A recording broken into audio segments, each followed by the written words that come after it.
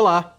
Seja bem-vindo ao Momento ESG, a série especial do Bradesco BBI sobre desenvolvimento sustentável e seus impactos positivos nas organizações.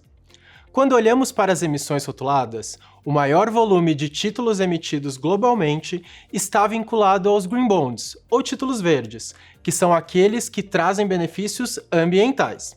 Porém, sabemos que a agenda social apresenta muitos desafios e que é preciso gerar oportunidades para as pessoas que se encontram em vulnerabilidade social.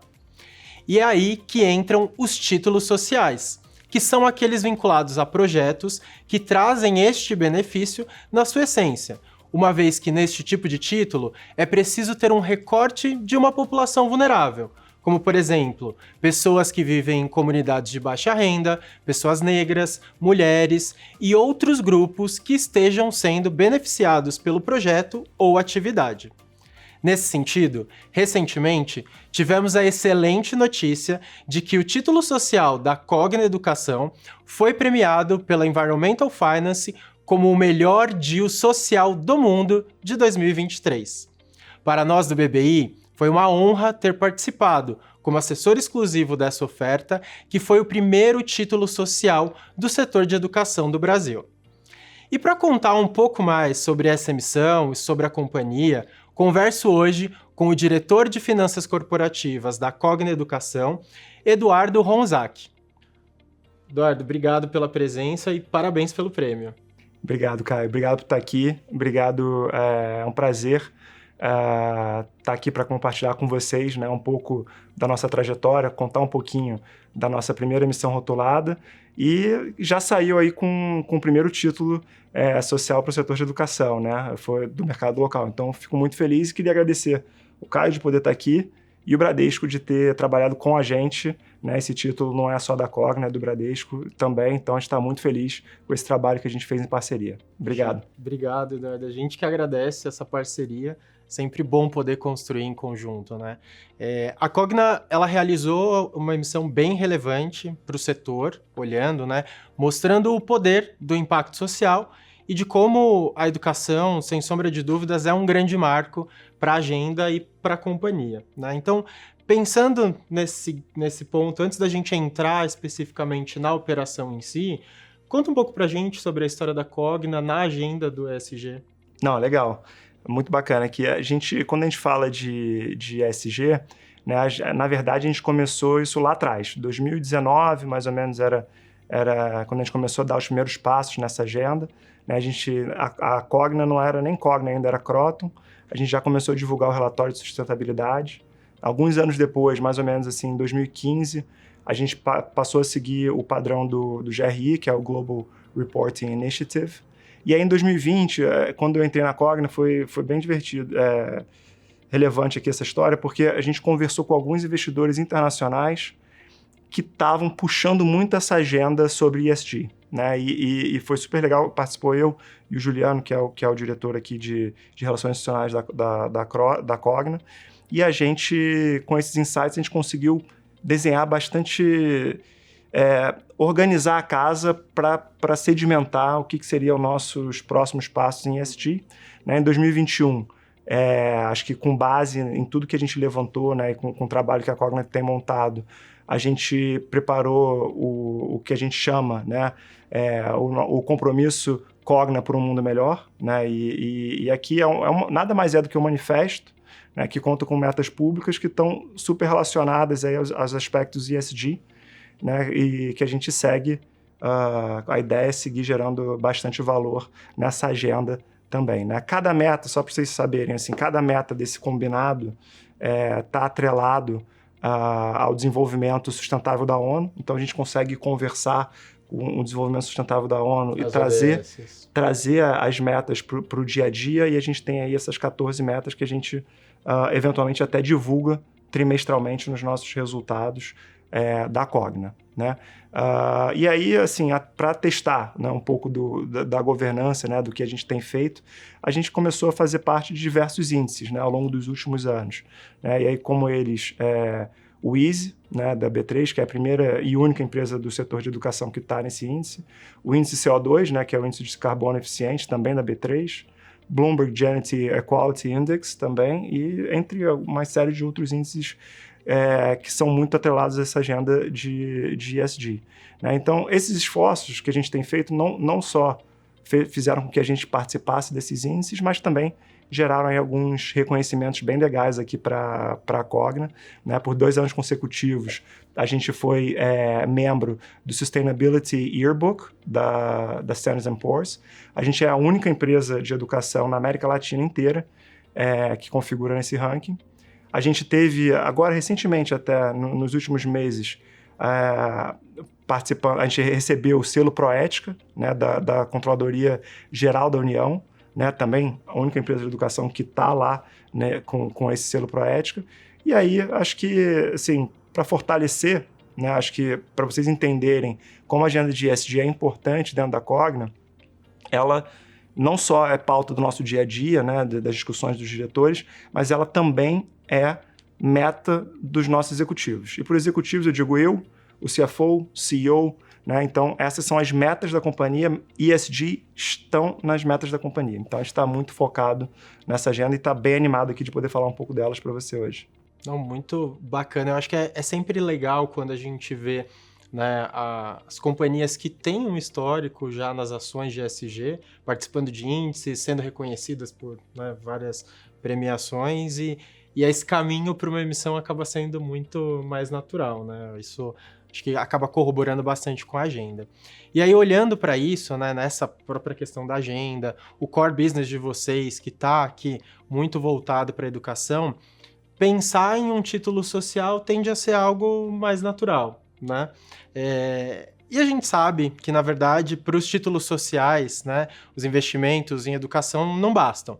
É necessário que os investimentos eles sejam voltados para beneficiar uma população-alvo que tenha alguma questão de vulnerabilidade social.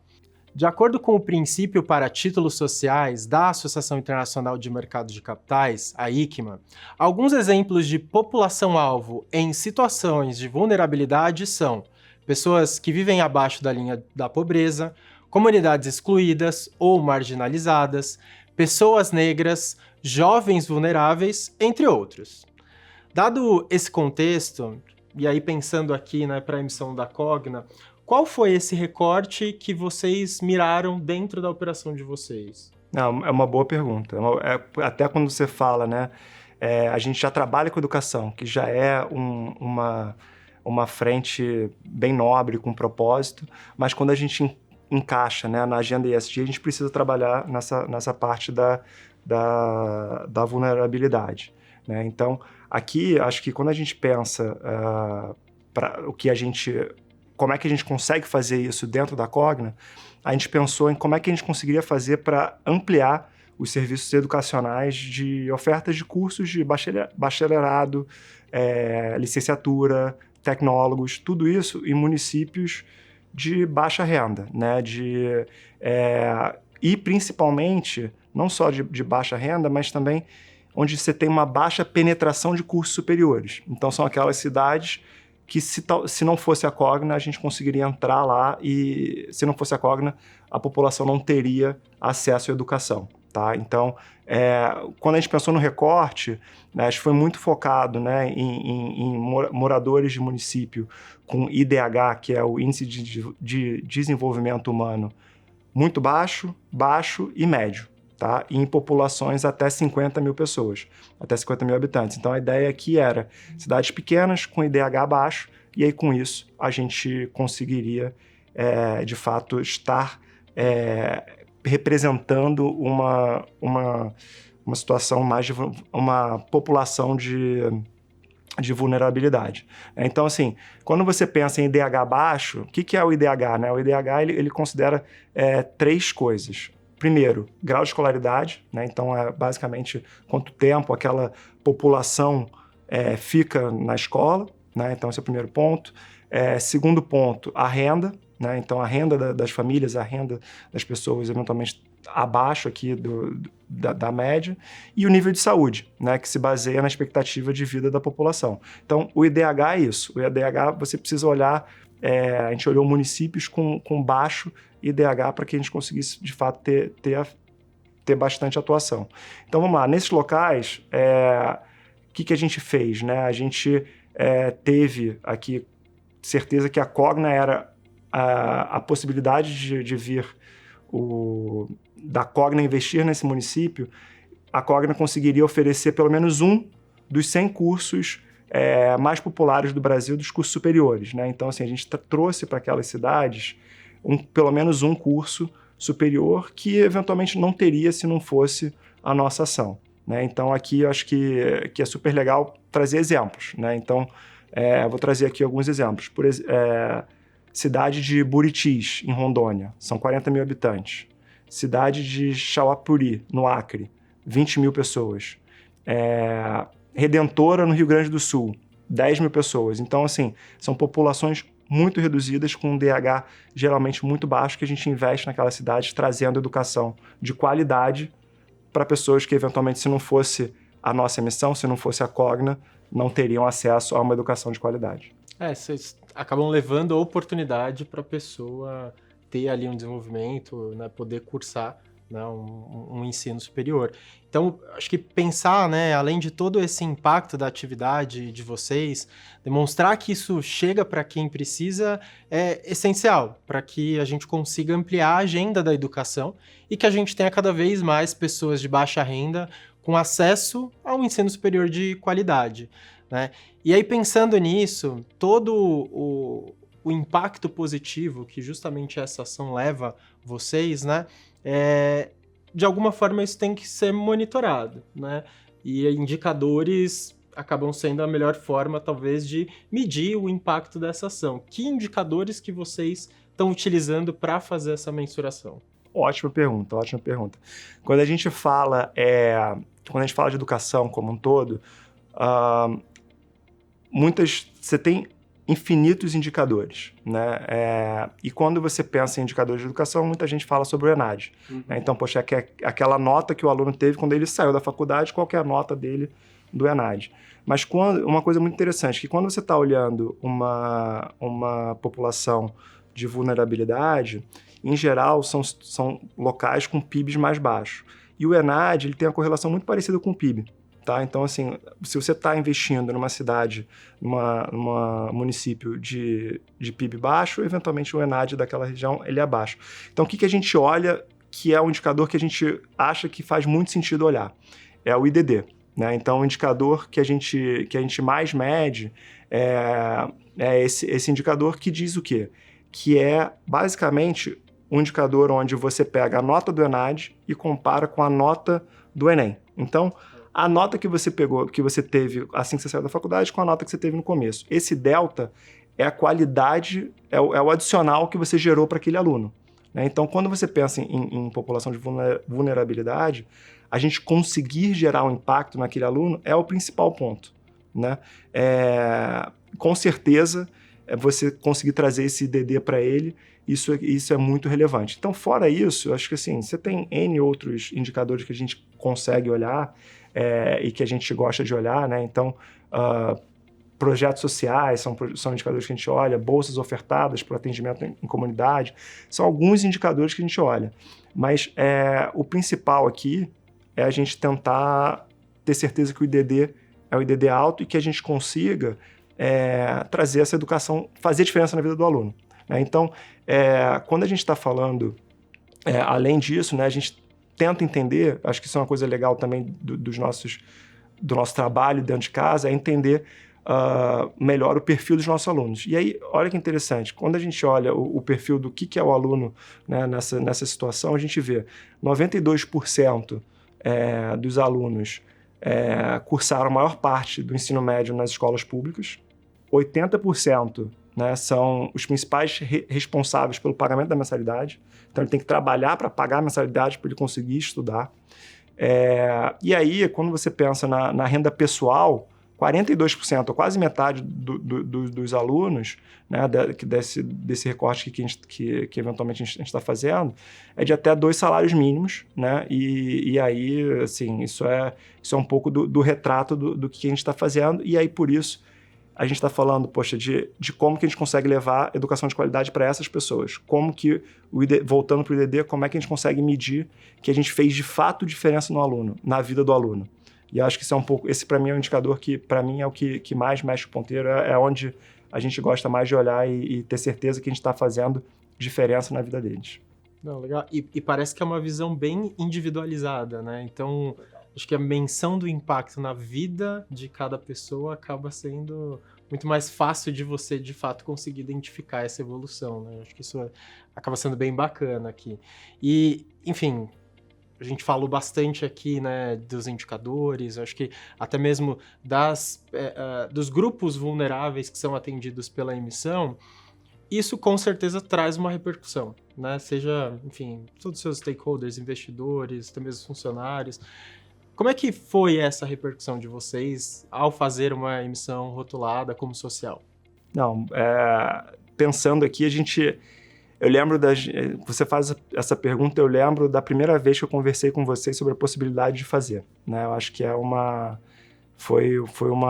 passa um filme aqui na minha cabeça, mas assim, falando um pouco dessa missão, né, acho que foi uma visão extremamente positiva, né? Acho que tanto do mercado quanto dos nossos investidores. Por quê? Porque a gente já ouvia falar, né, de green bonds e de bonds sociais lá fora, algo historicamente era muito falado, e no Brasil a gente não era ainda algo tão... ainda não é tão assim, não está no dia a dia. Temos poucas emissões, né? Temos sociais. poucas. E aí a gente começa a pensar, poxa, por que não? Se esse dia é tão importante para a gente, por que não a gente não buscar isso?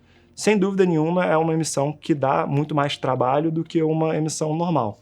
Mas, assim, para a gente, né, de forma geral, a gente conseguiu colocar isso de uma maneira muito positiva, um desafio diferente para todos os colaboradores da empresa, para a gente correr atrás disso. Então, a visibilidade interna foi muito boa, né? E na nossa base acionária, assim, falando dos nossos investidores, a gente tem investidores internacionais relevantes que é engraçado. Quando eles vêm visitar a gente, ou eventualmente a gente visita eles, se a reunião demora 2 horas, é 1 hora para falar de número, estratégia e cabeça para frente, e a outra hora é para falar de ESG, indicadores ESG, como é que as coisas estão indo. Então, assim, tem investidores relevantes que olham isso.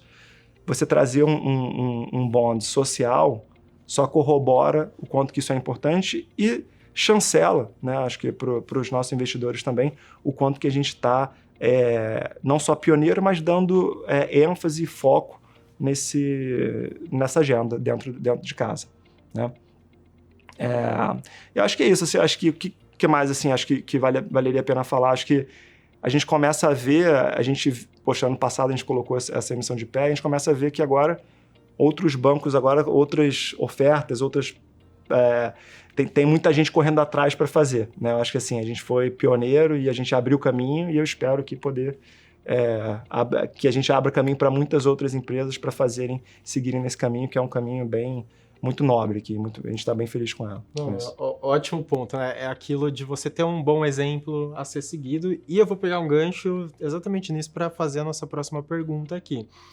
Se você pudesse deixar, né, pensando nas companhias que estão pensando em fazer uma emissão rotulada, seja ela social, verde, enfim, uma emissão ESG, o que você colocaria como uma recomendação, né? E talvez desafios também que vocês enfrentaram, né? Você trouxe um pouco do processo interno para que saísse uma operação com a rotulagem. Não, legal.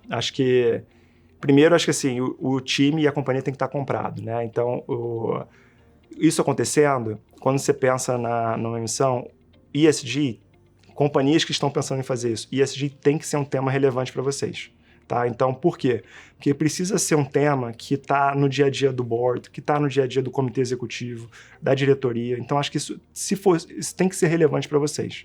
Segundo, uma vez que isso é relevante para vocês, vocês precisam tangibilizar isso em metas que tenham de fato impacto, né? Que sejam algo, metas que são relevantes, mensuráveis, que gerem valor não só para a companhia, mas para para essa agenda de ESG. Né? Acho que assim, tem muita. A gente chega a falar muito disso, que tem.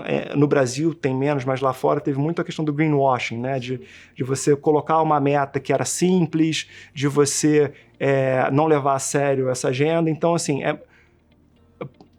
a dica principal que eu dou isso tem que ser relevante para vocês, porque se não for, isso pode gerar um problema lá na frente. Então, uma vez que isso é relevante e vocês estão todos on board, o principal desafio ali agora é você conseguir fazer o recorte, né? Então, fazer um recorte do que enquadra, de como você consegue fazer uma emissão rotulada, e aí você, pegando essa meta, pegando esse recorte, trabalhar aqui com o banco, mas não é só você apresentar para o banco, né? Assim, você apresentar para o seu parceiro.